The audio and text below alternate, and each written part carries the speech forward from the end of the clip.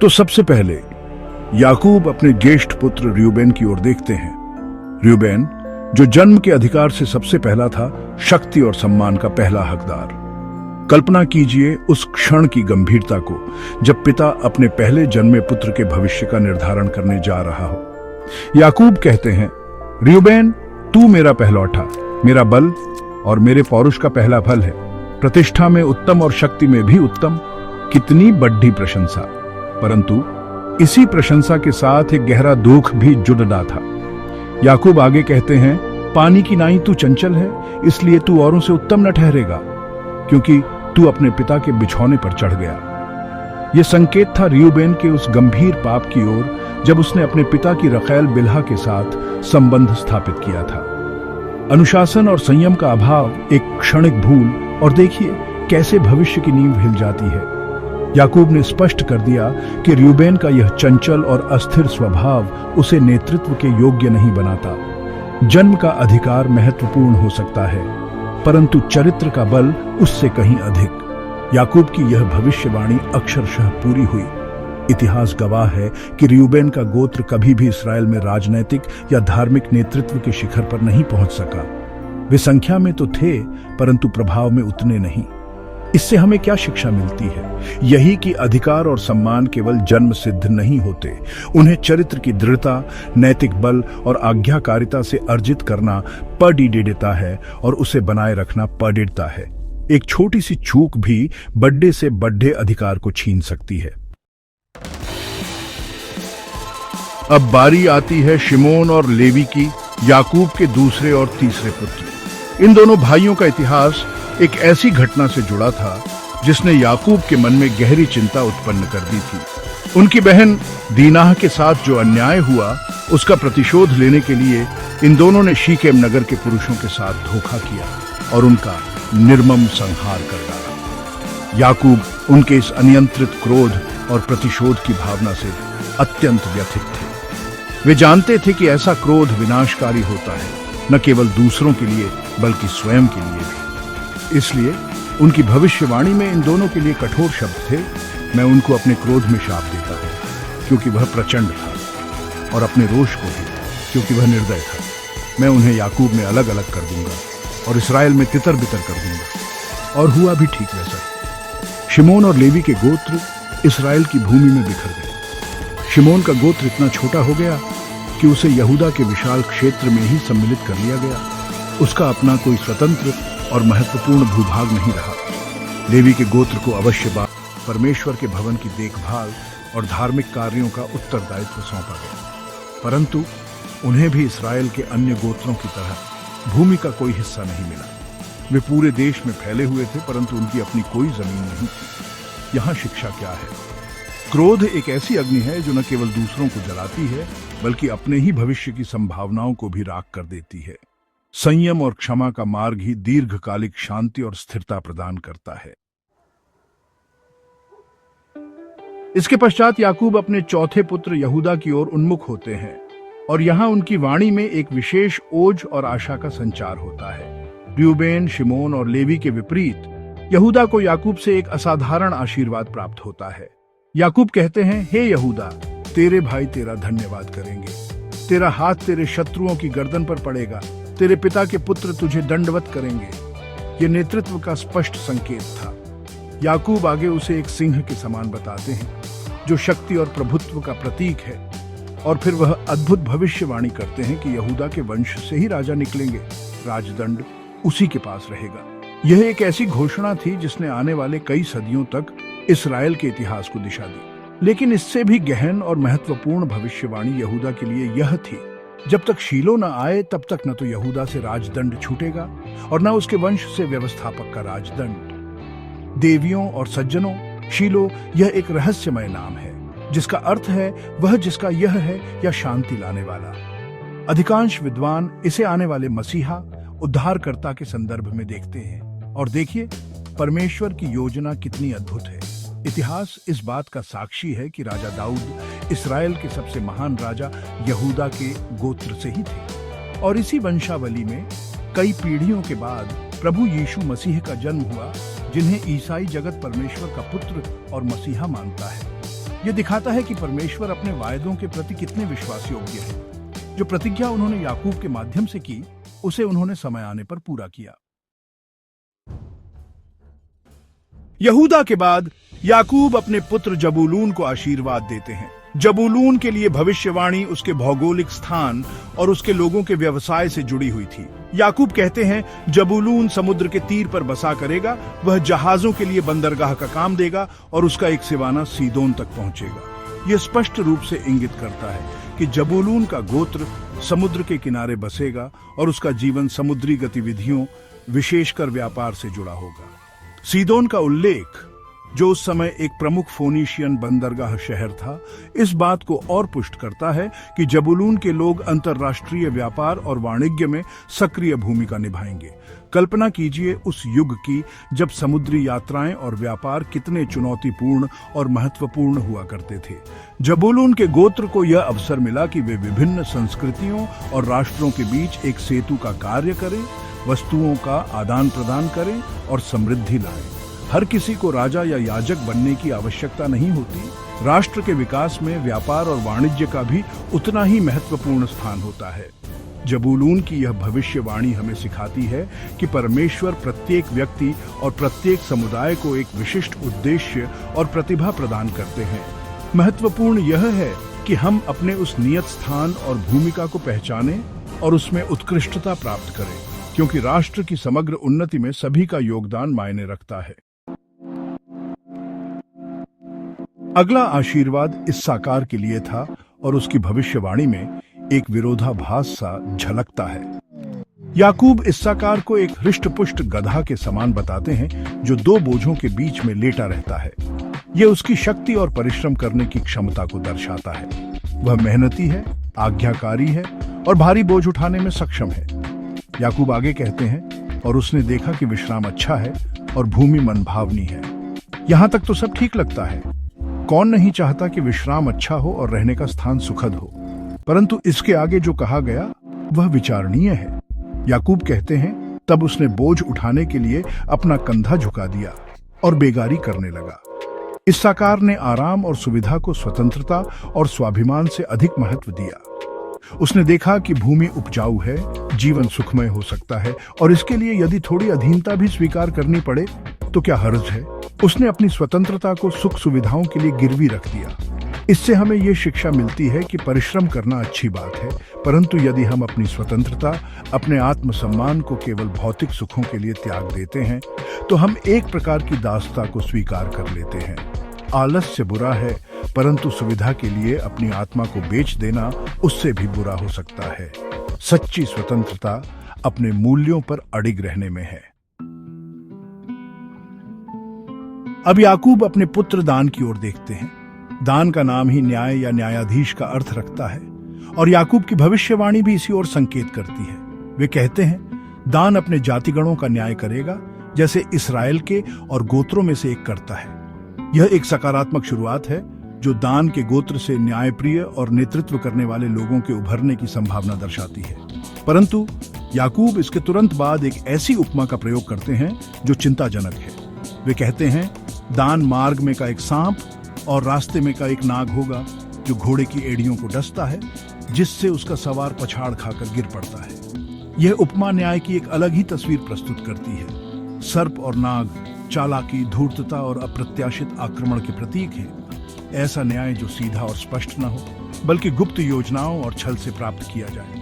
यह दिखाता है कि दान का गोत्र न्याय तो करेगा, परंतु उनके तरीके हमेशा नैतिक और पवित्र नहीं होंगे।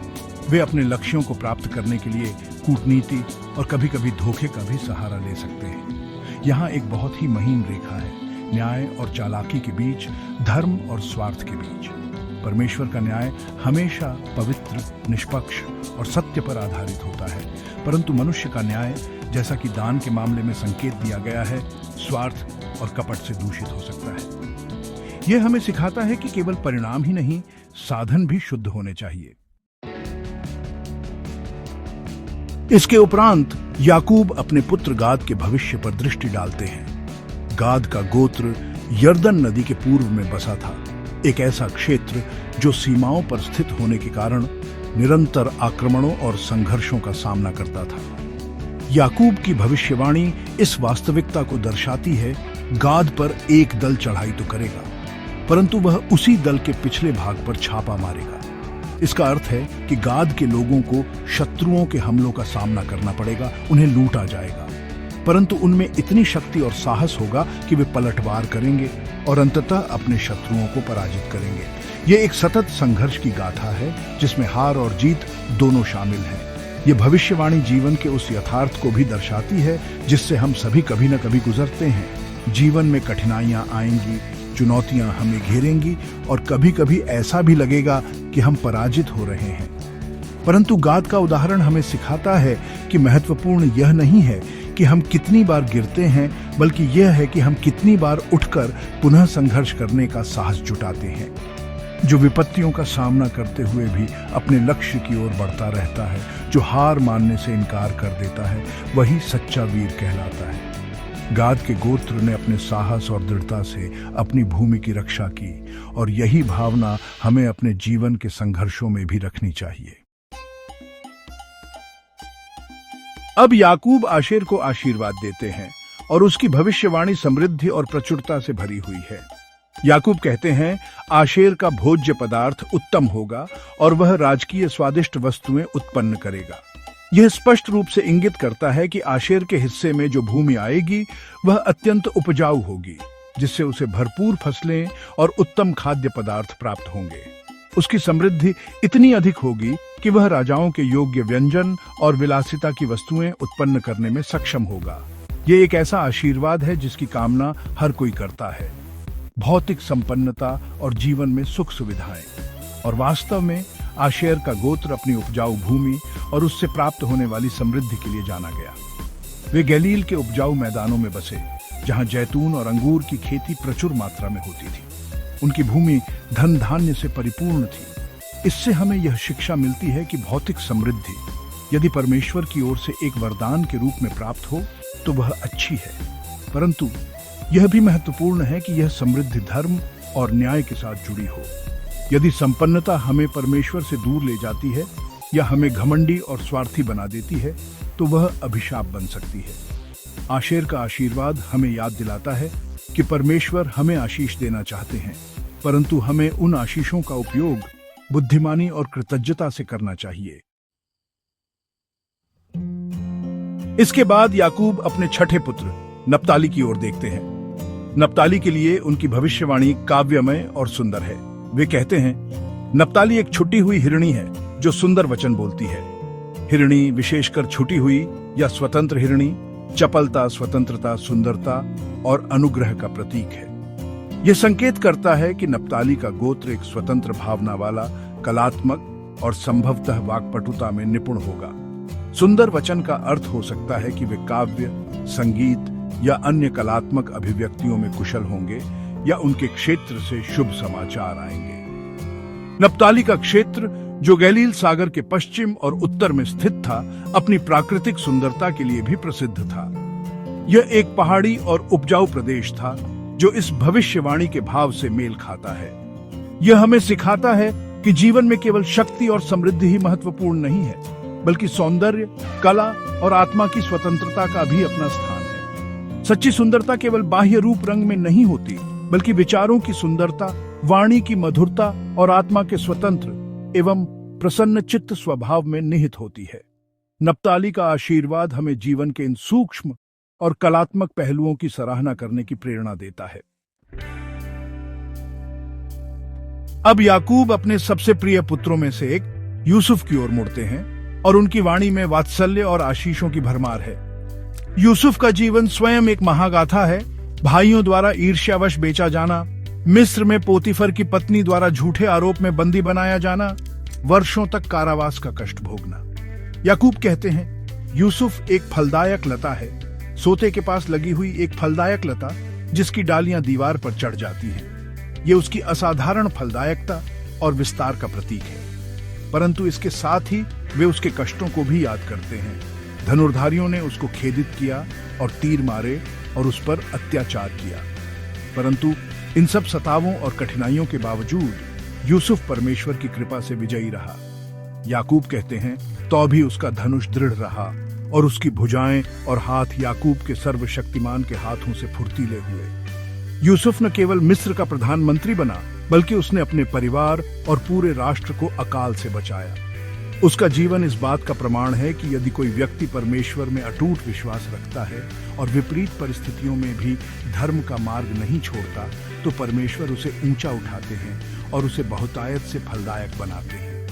यूसुफ की कहानी हमें सिखाती है कि पीड़ा और परीक्षाएं हमें तोड़ नहीं सकती, बल्कि हमें और अधिक मजबूत और फलदायी बना सकती है, यदि हमारा भरोसा सही जगह पर हो। अंत में याकूब अपने सबसे छोटे पुत्र बिन्यामीन को आशीर्वाद देते हैं। बिन्यामीन रेचल का दूसरा और अंतिम पुत्र था, जिसका जन्म उसकी मां के लिए प्राणघातक सिद्ध हुआ था।